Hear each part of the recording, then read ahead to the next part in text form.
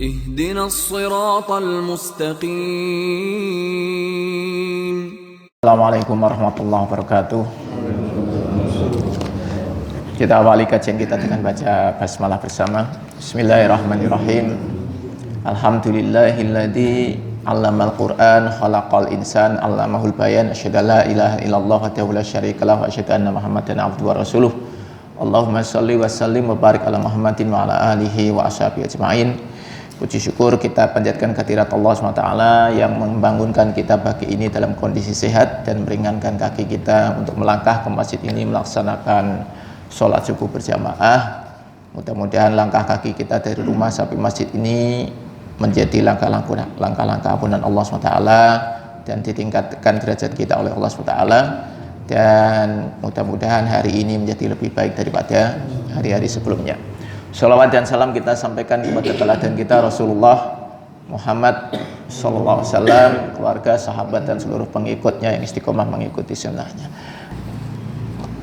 Ya, kita lanjut ke kajian kita Al-Hikam sampai pasal 22. Kaifa yusawwaru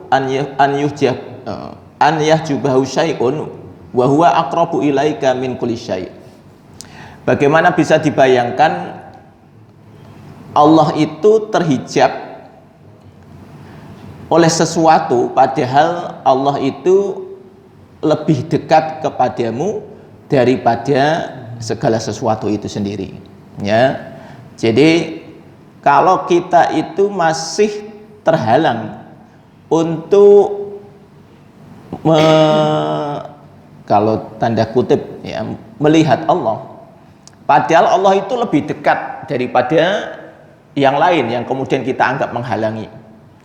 Sangat dekat Allah kepada kita, ya. Kalau kemudian kita Allah mengatakan di dalam surat Al-Baqarah ayat berapa tuh? 186, ya. A'udzubillahi minasyaitonirrajim. Wa idza sa'alaka 'ibadi anni fa inni qarib. Jika hambaku bertanya tentang aku, maka jawablah bahwa aku itu dekat. Ujibu da'watad da'i idza da'an. Aku akan mengabulkan doa mereka itu jika mereka berdoa. Falyastajibu li wal yu'minu bi. Maka hendaklah mereka itu falyastajibu li. Apa maksudnya? Mereka itu hendaknya taat, ya, mengikuti aturan aja. Wal yu'minu bi, dan mereka harusnya yakin percaya. Ini rumus untuk doa, Pak. Jadi doa itu akan dikabulkan jika syaratnya dua. Fal yastajibu li, kata Allah, maka kita ini tinggal taat saja kepada Allah, ikuti aja aturannya. Yang kedua, wal yu'minu bi, itu yakin. Jadi di dalam doa itu harus ada keyakinan lah. Kalau kita ini doa tapi nggak yakin, kan Allah juga mau ngasih. Nah, ini kayaknya nggak pas juga gitu kan, kita juga nggak yakin, minta tapi nggak yakin. Nah, ini jadi wal yu'minu bi la'allahum yarshudun. Mudah-mudahan mereka itu menjadi orang-orang yang paham, yang cerdas.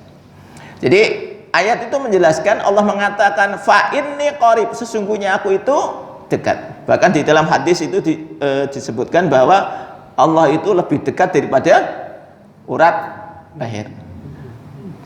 Nah, ketika ini nanti banyak, saya kira Bapak Ibu pasti pernah merasakan, kita ini mengalami peristiwa-peristiwa yang bahkan berdoa, mengucapkan doanya saja baru terlintas di dalam pikiran, tetapi kemudian kejadian. Pernah nggak ngalami gitu?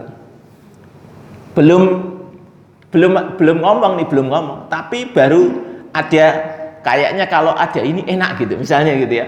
Kalau gini kayaknya gampang gitu. Tiba-tiba kemudian itu dihadirkan. Pernah nggak gitu kayak gitu? Ya? Ya misalnya ini tadi saya itu lagi gini-gini, ini kalau ada minum enak ya, datang minum gitu misalnya. Ini kan hal yang sederhana gitu kan. Itu kan kadang-kadang nggak, kok bisa ya? Sesuatu yang kita hanya membayangkan tapi kemudian Allah hadirkan. Itu contoh menunjukkan dekatnya Allah. Bahkan kita tidak perlu mengucapkan dari lisan, Allah tahu apa yang kita mau. Itu. Ya, ini yang kemudian orang menyebut sebagai telepati dan sebagainya. Ini biasanya hubungan antara orang tua dan anak tuh.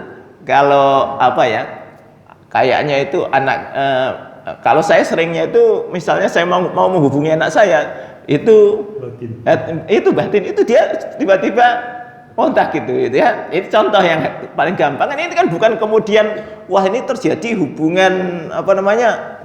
Wah, hubungan batin. Ya sebenarnya enggak juga. Itu tadi karena ada Allah di sana.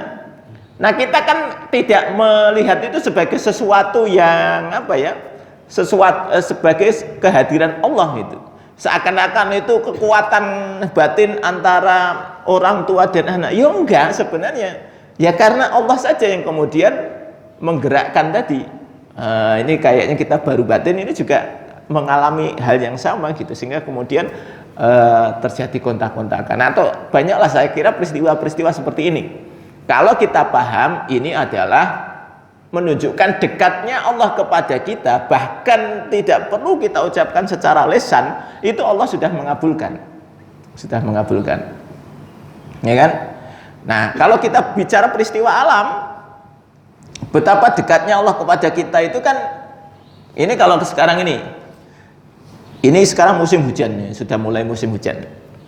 Ini kan katanya kalau bulan sudah ber itu katanya, wis pokoknya musim hujan.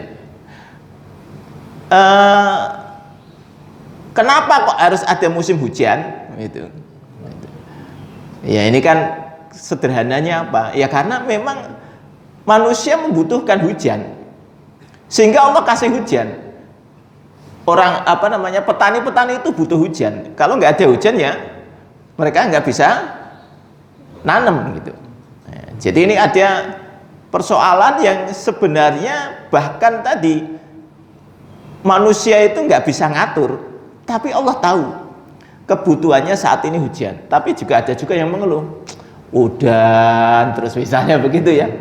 Nah, ini kan kenapa? Ini kan mengeluh, ini berarti kan tidak tahu kehadiran Allah di sana, Pak. Itu kedekatan itu Allah itu tahu. Ya katakanlah kita mengeluh pun, apakah Allah tidak tahu kita mengeluh gitu? Allah tahu. Maka masanya nanti kita akan diberi panas. Sama aja ketika kita dikasih panas terus ya kan, kita akan ngomong kok nggak hujan, itu ya. Jadi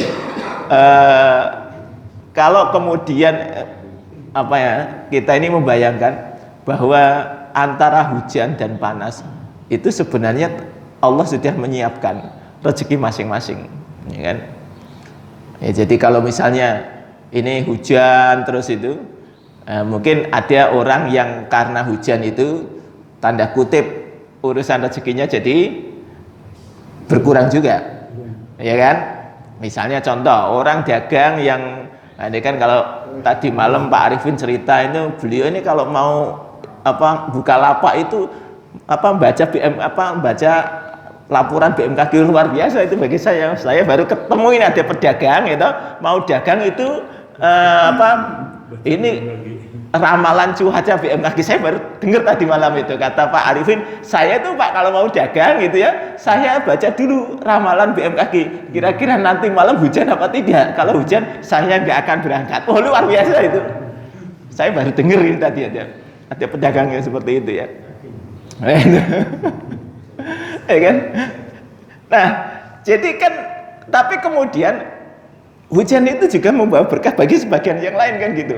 Ya, bagi sebagian. Jadi mungkin kalau pedagang es nggak laku kalau hujan gitu ya. Biasanya larisnya kalau pas musim panas gitu.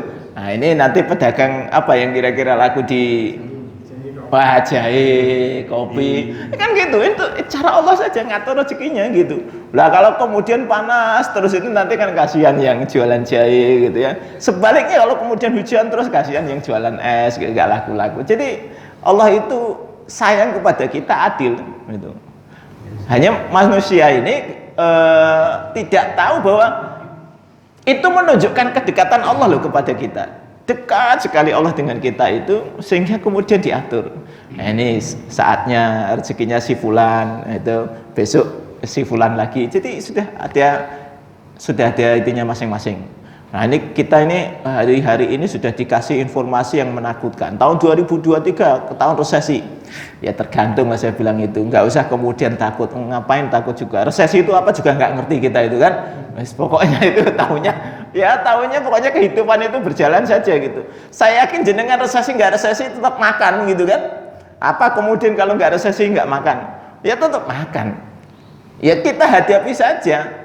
Nggak usah kemudian dengan ketakutan. Itu biar yang takut aja, kita nggak usah takut aja. Sudah biarin aja, Pak. Nanti kalau kemudian resesi itu nanti katanya ekonomi tidak bergerak. Kalau ekonomi tidak bergerak, kita terus nanti penghasilan berkurang dan sebagainya.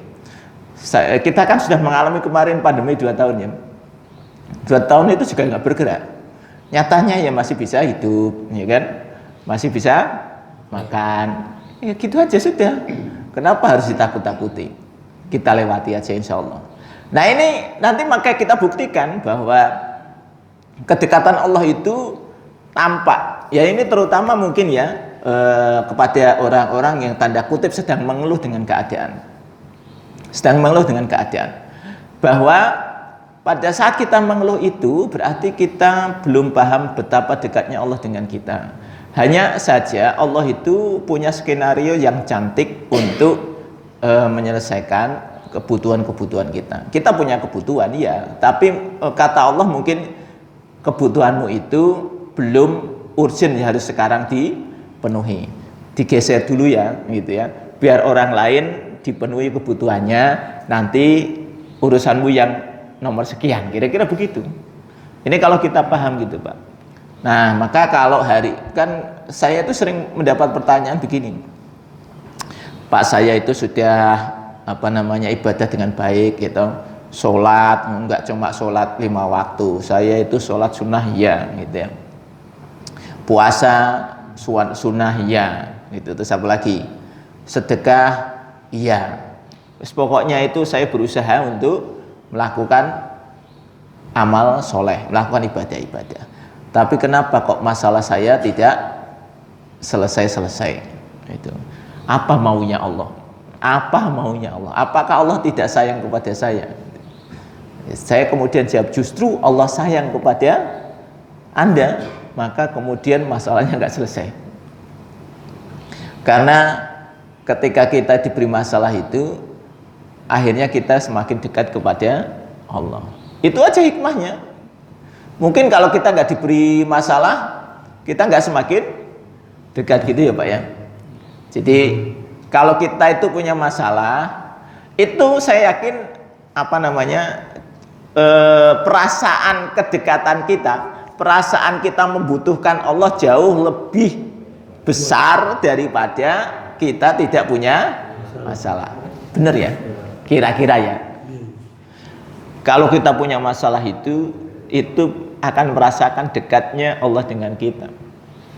Ya karena terutama mungkin yang sudah mentok-mentok masalahnya sudah nggak tahu lagi harus bagaimana, itu perasaannya dekat sekali, kan? Sehingga kemudian bisa nangis-nangis kalau sholat itu ya. Mungkin ada orang yang mau ditagih hutang gitu, sudah deadline itu. Besok bagaimana bayarnya, itu biasanya bisa sholat sambil nangis. Ya Allah, saya nggak tahu itu ya. Misalnya itu, contohnya begitu.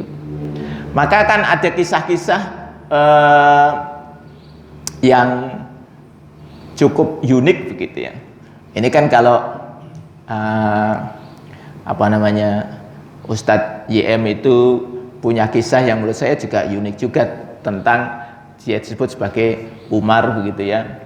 Ketika orang ini memiliki hutang yang cukup banyak, akhirnya rumah tangganya kacau gitu, sementara deadline sudah numpuk, pokoknya sudah ini harus dieksekusi dan sebagainya, gitu kan. Sampai ya tadi intinya si istrinya ya sudah mau minta cerai, sudah kembali ke orang tuanya. Nah di saat itu dia sudah putus asa mau bunuh diri. Jadi ini karena besok itu ceritanya ini sudah mau dieksekusi lah, ya kan? mau dieksekusi, kalau nggak bisa bayar ya gimana caranya, pokoknya disita dan sebagainya. Maka dia sudah putus asa, sudah nggak tahu, sudah mau bunuh diri. Nah, ketika sudah mau bunuh diri ini masih ada baiknya, dia masih ingat kepada Allah. Saya mau bunuh diri, ya Allah, sudah nggak kuat gitu ya. Ini mungkin ada orang-orang yang sudah seperti itu. Nah, cuma dia itu malam itu sebelum saya bunuh diri, saya pengen bunuh dirinya husnul khotimah, kira-kira begitu ya. Jadi dia kemudian sholat malam, Pak, ini ceritanya. Saya sebelum bunuh diri, saya mau sholat malam, mau ngaji dulu kan gitu. Wah, ini kan menarik nih. Ada orang sudah putus asa mau bunuh diri, tapi sudah niat ya besok. Pokoknya saya mau bunuh diri, tapi sebelum itu saya melakukan amal terbaik, gitu ya. Nah, ini justru ketika dia sudah mentok di malam itu, dia sholat, sudah nggak tahu, nggak punya harapan, ya kan, sudah ngaji, ya tadi ada Allah kemudian datang. Ini kan orang sudah putus asa, sudah nggak tahu, maka kemudian paginya itu habis subuh ada orang ketuk-ketuk pintu, dia sudah deg-degan, wah ini sudah mau dieksekusi, wong janjinya jam berapa, ini sudah datang, itu sudah dia mau bunuh diri kok malah sudah datang duluan gitu ya. Itu.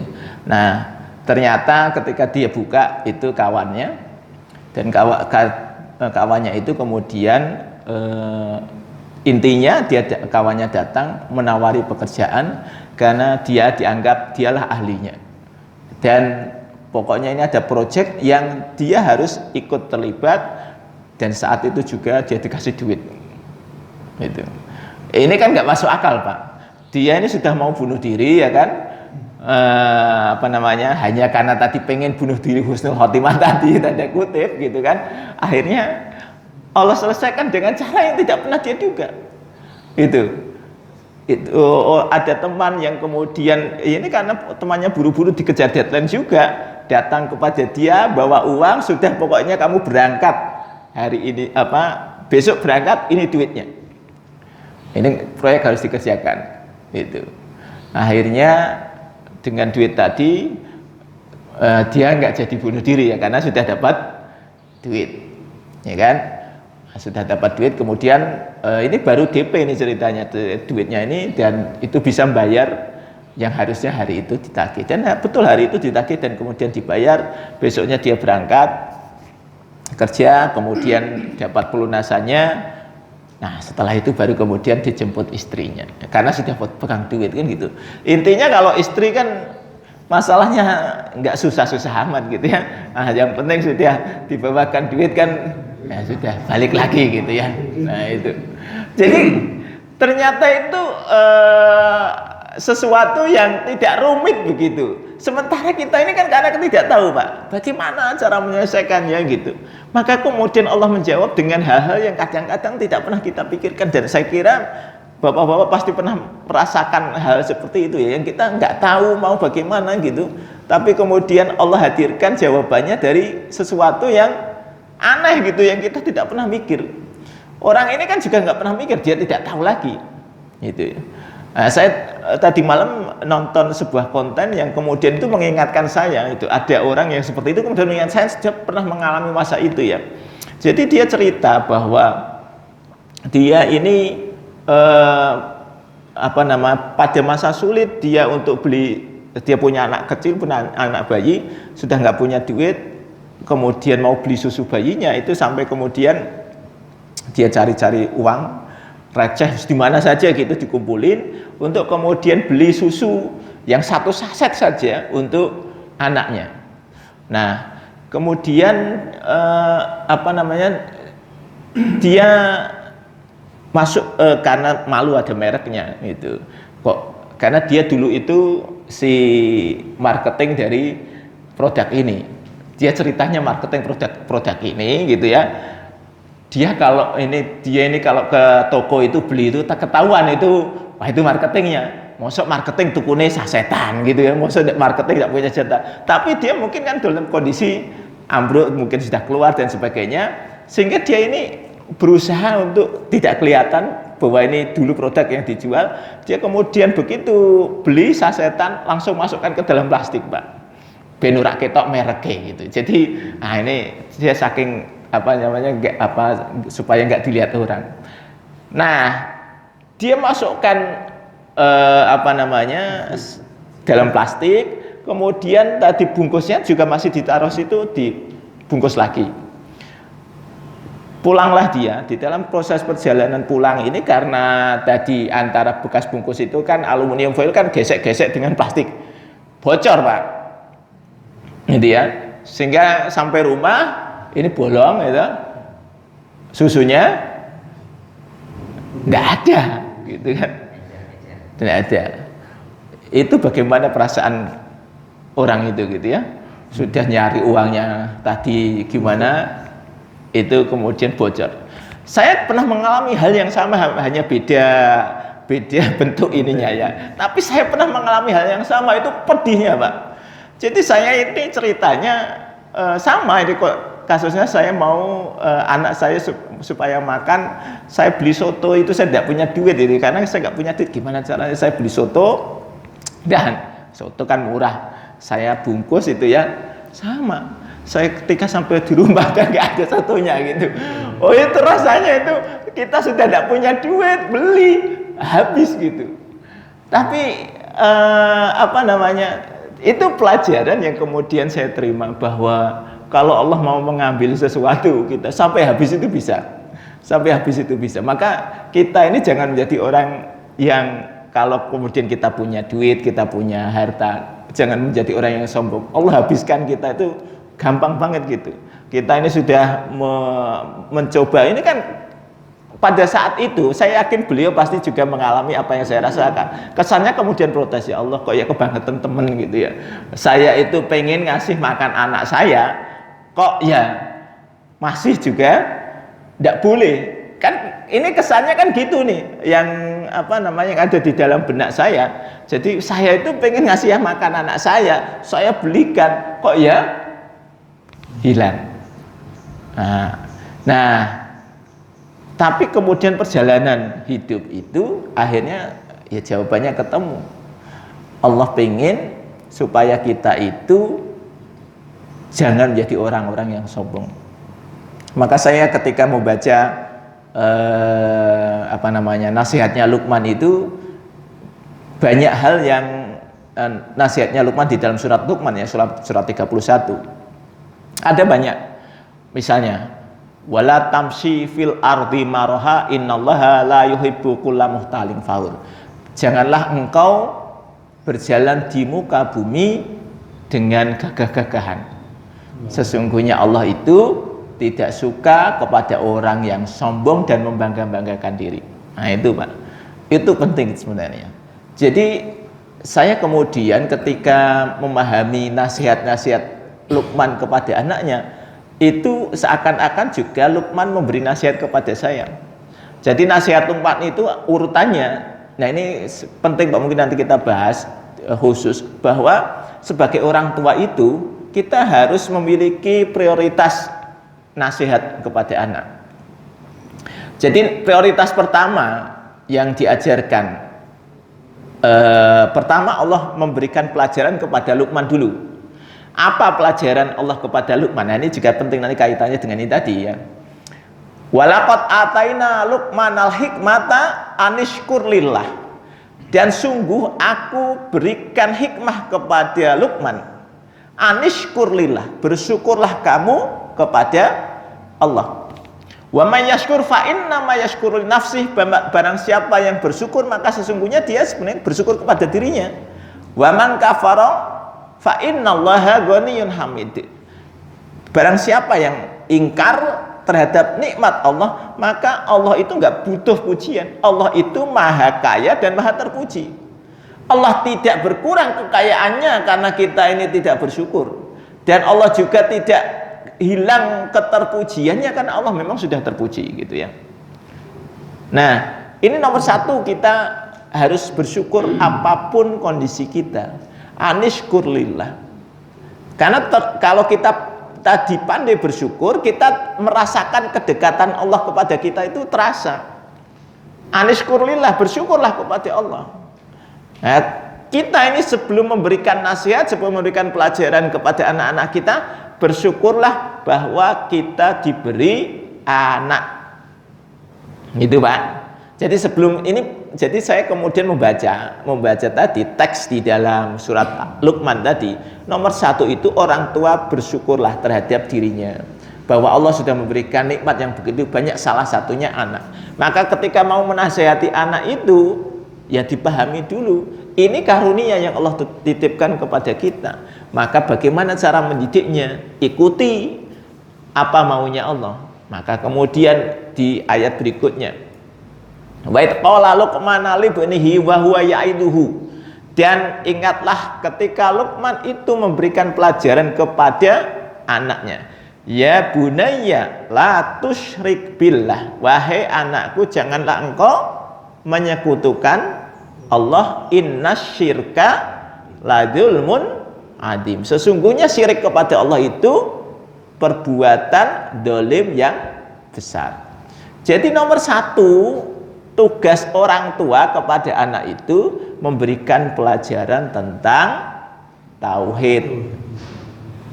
Ya, kalau kita ini sudah paham kedekatan Allah kepada kita, maka kita ajarkan kepada anak-anak kita bahwa Allah itulah yang menciptakan kita, maka tugas kita ini hanya menghamba kepada Allah. Kita kemarin sudah membahas qul huwallahu ahad. Katakan Allah itu satu, Allahus somad. Allah itu tempat bersandar, Allah itu tempat bergantung, Allah itu tempat meminta. Ini penting, ini kita ajarkan kepada anak-anak kita. Lam yalid walam yulad, Allah tidak beranak, tidak diperanakkan. Walam yakullahu kufuwan ahad, dan tidak ada satupun yang menyamai Allah. Maka ini kalau kita paham ini terhadap segala peristiwa, sehingga nanti kita mengajarkan tauhid itu dengan kejadian-kejadian yang banyak terjadi di depan kita, Pak. Anak itu kemudian bisa paham. Kenapa anak tidak paham? Karena kita juga memberi pelajaran itu hanya seperti apa ya? Kalau kita sekolah itu teori gitu ya, tapi nggak paham. Lah ketika kemudian dikatakan Allah esa itu seperti Allah, seperti apa? Allah dekat itu seperti apa? Ini harus diberikan pelajarannya, apa namanya, deskripsinya itu harus jelas. Nah, kita ajarkan ya anak-anak kita ini. Sebenarnya kan contoh ya, kita jalan-jalan itu bagian dari proses untuk mendapatkan pelajaran. Karena itu juga perintah Allah. Untuk kita ini jalan-jalan ke muka bumi, ini perintah loh Pak. Jadi piknik itu bagian dari pelajaran. Nah, itu ya. Masalahnya ini kita kalau piknik nggak ada pelajarannya Pak, mau piknik aja gitu ya. Pak Sokip itu kan ahli piknik itu, setiap minggu piknik gitu ya. Nah, itu. Nah ini kan baik-baik aja gitu. Artinya kalau bisa memberikan pelajaran gitu. Ya kan setiap, misalnya kalau Pak Sokip setiap piknik itu kan destinasinya berbeda terus ya. Tujuannya kemana gitu. Pasti ada sesuatu yang bisa kita apa namanya kisahkan. Oh itu ini seperti ini kenapa? Ini seperti ini kenapa? Gitu. Contoh saja lah. Ketika kita hanya sekedar piknik makan-makan, apa yang bisa Bapak terangkan dari makan-makan kepada anak itu? Ayo. Berkaitan dengan tauhid, kira-kira bisa ngomong tentang apa ini Bapak-bapak ini? Rezeki boleh, ya kan? Apalagi nikmat. Nah itu kan gitu, syukur, ya kan? Jadi banyak. Nah itu maksud saya, diajarkan anak-anak seperti itu, yang dekat gitu, seperti itu. Ini loh Allah hadirkan kepada kita. Ini baru ngomong, nggak jauh-jauh kan, paling kalau makan-makan nggak jauh-jauh. Betapa kita di dunia saja itu terasa nikmatnya hanya dengan makan yang berbeda-beda gitu. Bagaimana kalau kemudian kita ini di surga itu dengan makanan yang mungkin kita tidak pernah terbayang. Ya ini kan membayangkannya begitu Pak.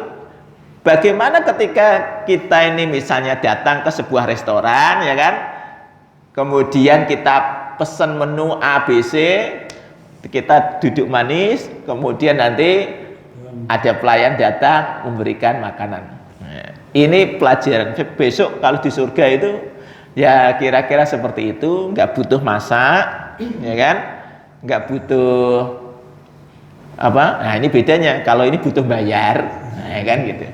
Kalau di surga gratis, ya kan gitu. Ini loh maksud saya, bagaimana kita menceritakan kepada anak-anak lah. Kan pada saat biasanya yang orang tua ini kemudian yang diceritakan, loh ini kan harus bayar, ini harus cari duit, makanya bapak itu setiap hari pulang malam ini nyari duit kayak gini untuk kamu nih, wah gitu. Itu yang diomongkan, ya kan? Ya nggak salah juga, cuma maksudnya ini pelajaran tauhidnya mana gitu, karena yang paling penting pelajaran tauhid. Ini yang kemudian kita harusnya mengajarkan, loh ini kita bisa kesini ini bersyukur. Banyak orang yang tidak bisa makan seperti ini. Nah, ini proses pembelajaran. Ini semua nikmat yang ngasih Allah.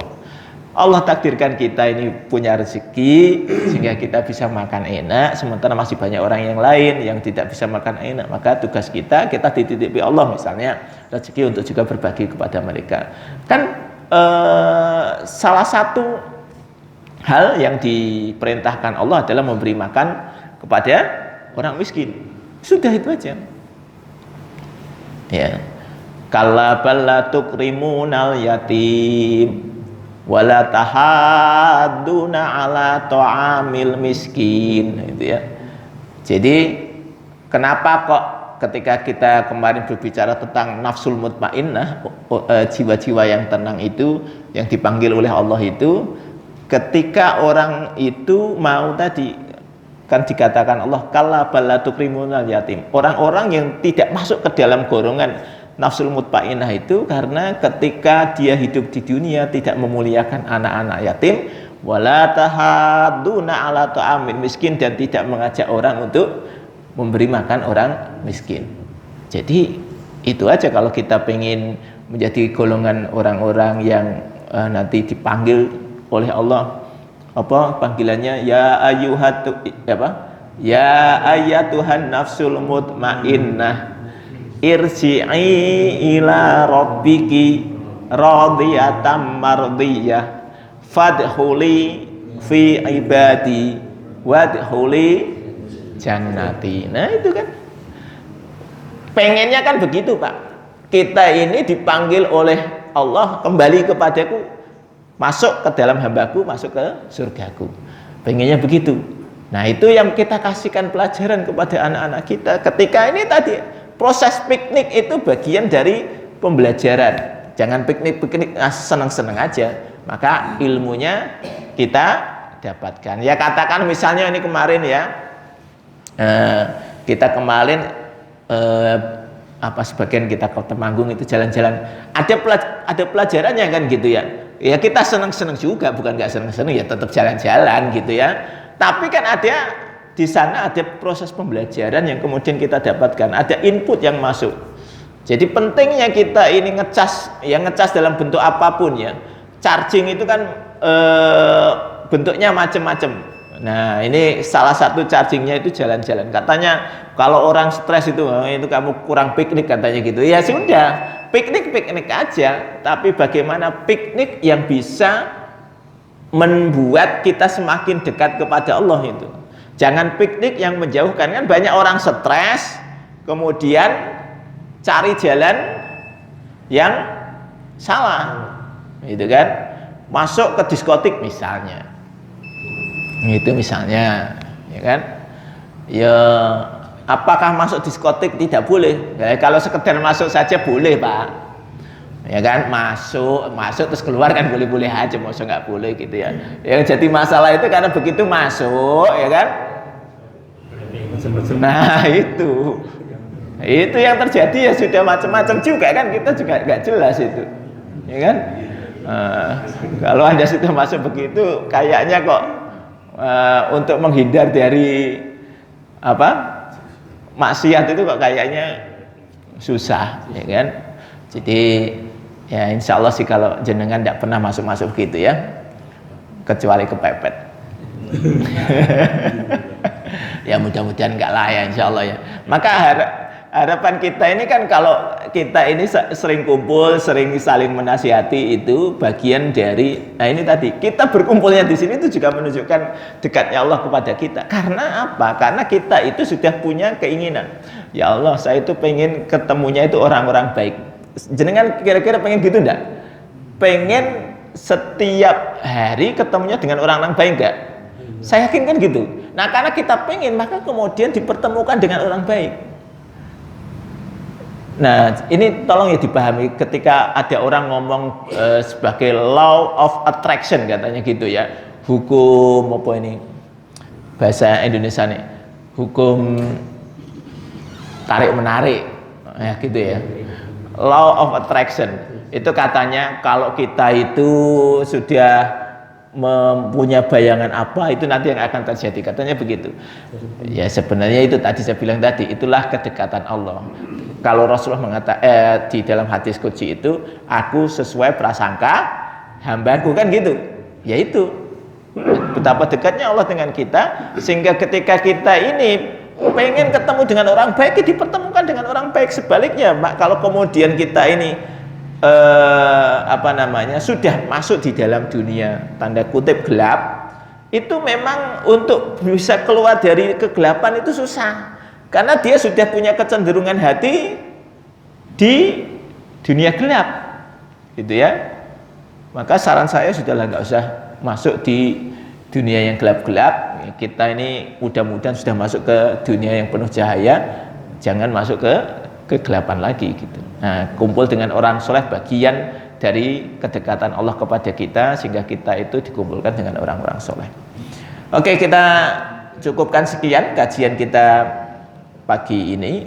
Mudah-mudahan semakin bertambah ilmu, semakin bertambah keyakinan kita kepada Allah. Mudah-mudahan sesuai apa yang Allah perintahkan kepada kita, wala tamutunna illa wa antum muslimun. Semoga kita juga mati dalam keadaan Islam.